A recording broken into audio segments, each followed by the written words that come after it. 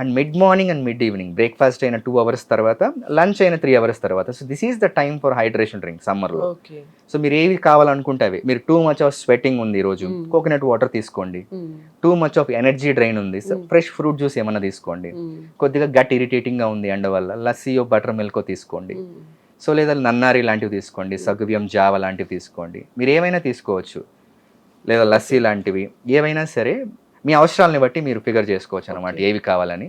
Usually breakfast అయిన 2 hours తర్వాత, lunch అయిన 3 అవర్స్ తర్వాత సమ్ హైడ్రేషన్ డ్రింక్ అనమాట. That will really help.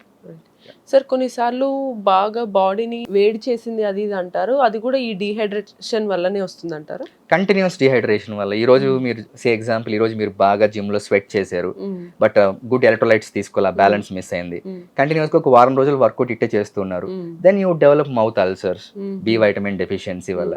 Then you probably end up with gut irritations, gastritis రావచ్చు.